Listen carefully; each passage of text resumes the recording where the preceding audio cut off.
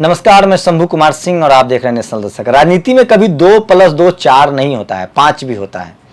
जो आपको दिखता है वो दरअसल हो नहीं रहा होता है, जो हो रहा होता है वो दिख नहीं रहा होता है। गुजरात मॉडल आपको दिखाया गया था, लेकिन गुजरात मॉडल हुआ नहीं और देश बर्बाद हो गया। गुजरात मॉडल की सच नहीं आया। आज लालू यादव का जन्मदिन है, उस पर भी एक कहानी बताऊंगा, लेकिन सबसे पहले राजनीतिक बुलेटिन है। आपको पॉलिटिक्स करनी होगी। भारत में जो राजनीति नहीं करेगा वो देश का दुश्मन है, वो असली राष्ट्रद्रोही है, क्योंकि भारत में लोकतांत्रिक प्रक्रिया है और सब लोग जब अपने पॉलिटिकल अधिकार के लिए जागरूक होंगे तो उनका आर्थिक और सामाजिक दोनों आधार बदलेगा। आज की सबसे बड़ी खबर है कि पश्चिम बंगाल में टीएमसी से गए नेता मुकुल रॉय दोबारा बीजेपी में आ गए हैं, माफ कीजिएगा टीएमसी में आ गए, जो बीजेपी में चले गए थे। तो ममता बनर्जी ने एक बड़ी प्लानिंग की और एक बड़ा खुलासा भी आया है। राकेश टिकैत से ममता बनर्जी ने मुलाकात की और 2024 में, सोचिए आप लोग को मोदी अजय लगता है, उनके समर्थकों को लगता है कि मोदी के विकल्प कौन, सोशल मीडिया पर ऐसा है नहीं। दरअसल 70 मतलब मान के चले कि 60% आबादी इस देश में मोदी के खिलाफ है। बस जरूरत थी एक अलायंस की। ममता बनर्जी ने उसकी शुरुआत कर दी है।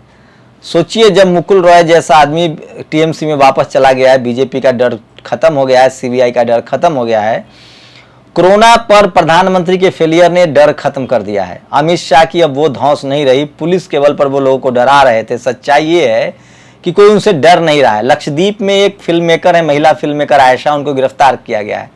हनी बाबू, उमर खालिद, सैफी, सबको गिरफ्तार किया गया है। कहीं कहीं कोर्ट से भी आवाजें आ रही है, लेकिन एक साजिश के तहत सीएजी विनोद राय, याद है 2G घोटाला, 3G घोटाला, सीएजी में कोई नहीं है, सीबीआई अपने लोगों कंट्रोल में है। चुनाव आयोग में 3 अपने प्यादे बैठा दिए गए हैं जो तीनों यूपी से हैं। क्या यूपी जीतने की कोशिश हो रही है? बिना एक हार ने मोदी को अर्श से फर्श पर ला दिया है।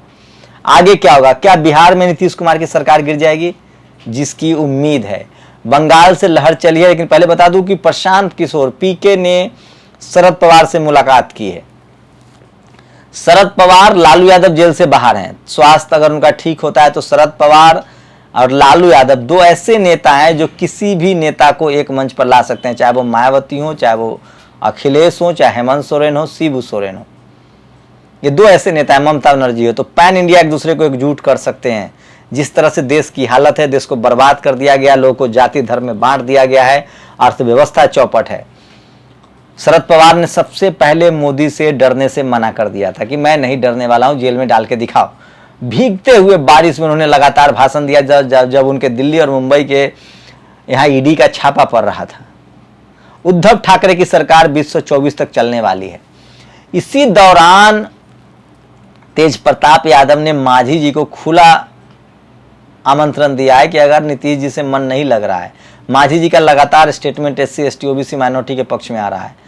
VIP जो पार्टी है मुकेश सहनी की, वो भी लगातार RJD के टच में है। तो नीतीश जी के लिए मुश्किल है, क्योंकि वो बड़े भाई की भूमिका में है नहीं।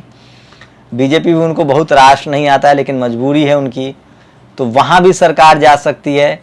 महाराष्ट्र में बीजेपी के नेता पैर पकड़ रहे हैं ममता बनर्जी को कि हमें बचा लीजिए। जो चाल बीजेपी अब चल रही थी वही उसी में मात खा रही। ममता बनर्जी ने उनके नेता प्रतिपक्ष पर दर्जनों केस लाद दिए हैं। यही काम योगी जी कर रहे थे। अब सबसे बड़ी और साजिश बता रहा हूं, बीजेपी ने एक प्लानिंग की है कि यूपी जीतने के लिए अमित शाह और मोदी का जलवा खत्म हो गया है। अमित शाह और मोदी का जलवा खत्म हो गया है, तो यूपी को गुजराती बनाम यूपी कर दिया जाए। मतलब योगी आदित्यनाथ को यूपी वाला और अमित शाह, और इसलिए योगी आदित्यनाथ को 90 मिनट अमित शाह ने और 80 मिनट प्रधानमंत्री ने जलील किया। बैठने के लहजे से पता चल रहा है, बॉडी लैंग्वेज से पता चल रहा है। चूंकि योगी जी जमीन खो चुके हैं, प्रधानमंत्री की विश्वसनीयता खत्म हो चुकी है, अमित शाह को कोई देखना नहीं चाह रहा है, इसलिए अब इसको गुजराती बनाम यूपी किया जा रहा है, ताकि सिंपैथी हो और गुजरात योगी जी को वोट मिल जाए। लेकिन अनफॉर्चुनेट है, दुर्भाग्य है कि योगी जी यूपी के हैं ही नहीं, वो उत्तराखंड के हैं।